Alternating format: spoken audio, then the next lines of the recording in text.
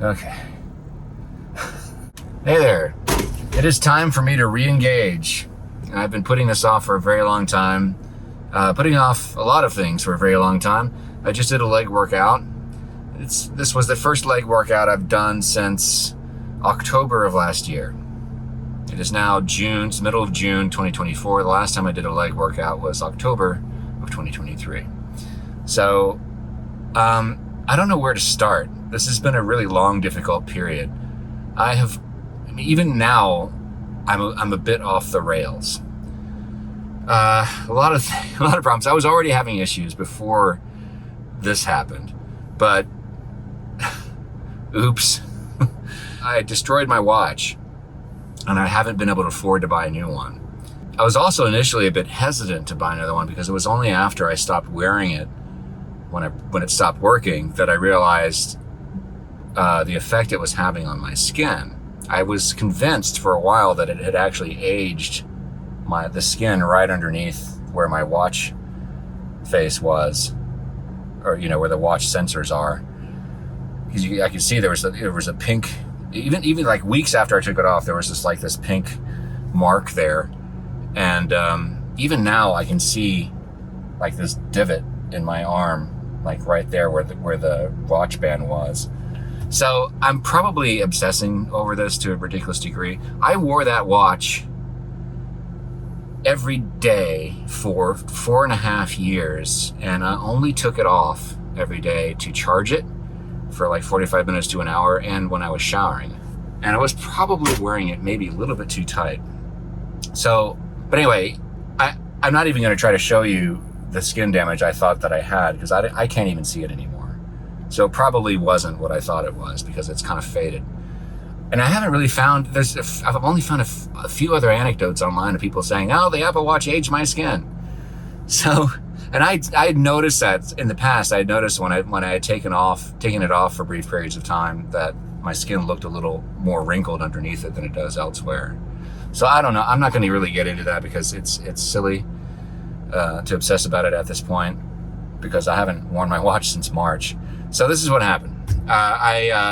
In January, I was heading to rehearsal, and it was cold, and I had a coat on, and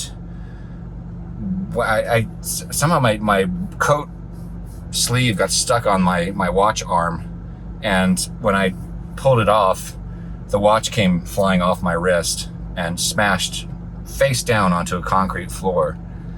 And I was like, great. So I was long out of Apple Care at this point, so there was no way that I was going to be able to have it fixed by Apple affordably. So I just said, screw it. It was still working, so I said, I'm just gonna wear it, keep wearing it for now, and I'll figure this out later. Buy new. And I was shopping around for new watches, but I was like, I don't really want to get a used one, because what if I just smash it again, And I had read that the new models, whatever the latest series are that came out last year, are much more smash resistant. It takes a lot more to destroy those things. Kind of like the new iPhones. Like I've dropped this iPhone I have so many times, and it's good as new. My last iPhone too, my XR, just never ever got any scratches or nicks or cracks in it. But my Apple Watch was pretty old. I bought it in 2019. So anyway, yeah, it was a Series 4.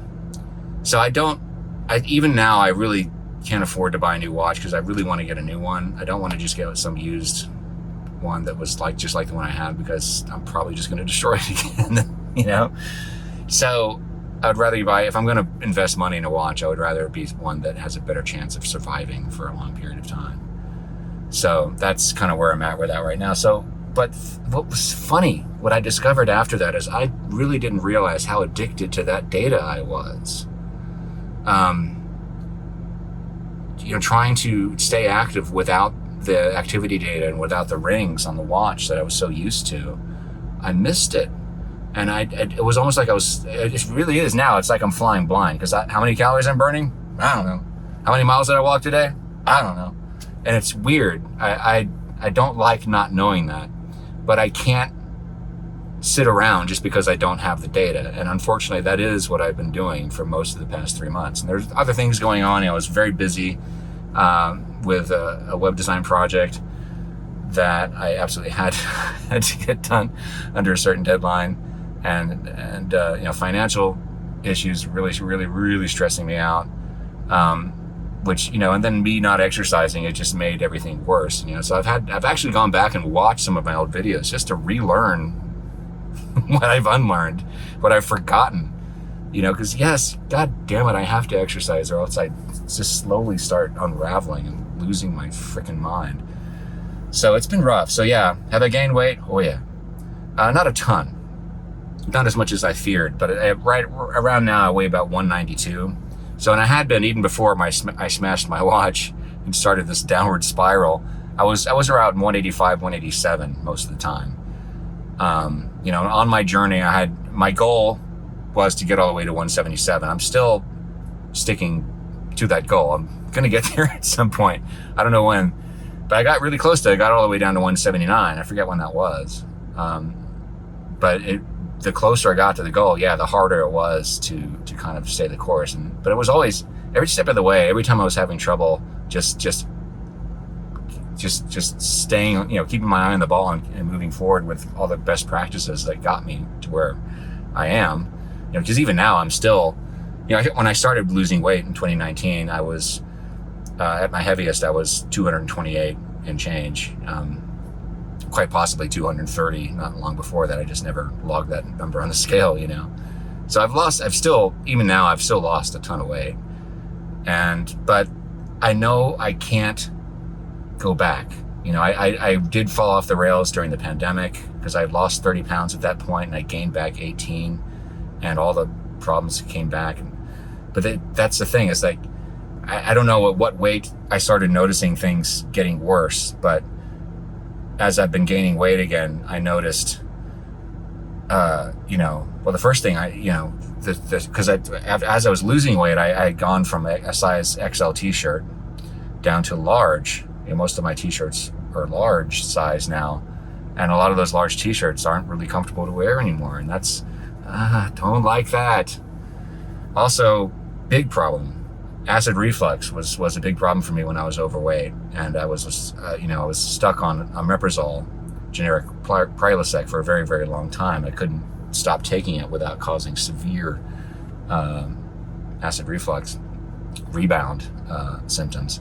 So I was able to get off of that. It was only when I was actually in my low, I was like 185 or 184 or something when I weaned off. I forget. There's a video where I talk about it on this channel. And, but yeah, it's started to come back. It's not that bad, but yeah, I've had to take Pepsid almost like every day, sometimes twice a day, just to keep it under control because I'm getting fatter. So I have to stop this. It doesn't matter that I don't have the watch. I have to keep going. I have to figure out how to do this without the data. And I know I can. Obviously I can. But so it's been kind of me being stubborn, like, yeah, I don't want to, say I don't have time to walk, I don't have time to go to the gym, or yes I do. I have to do it. I have to do it. There's no point in coming up with excuses for it. It's just, I have to do it. So that's where I am right now. I didn't finish the watch story. Yeah, so I destroyed it in January. It wasn't until March. It was like the day of Paddy's Day. And my band, Blaggards, we played our big St. Patrick's Day show in College Station like we always do.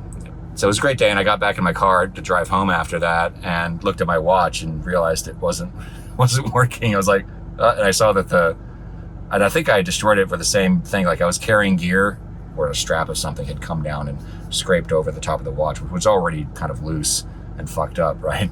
So that kind of tore the face of the watch off slightly. So that was the end of that thing. Yeah, so ever since March 18th, I have not worn my watch. So it's been educational, and I think maybe it's a good thing for me to learn how to do this without that data, because I may not always have it. I certainly don't have it now. And this always has been about habits. And if I can't keep up the habits without the watch, I think that's kind of silly. But I do have to give credit where credit is due. Would I've achieved what I've achieved without that watch? I honestly don't know. I don't think so. because it didn't happen until then.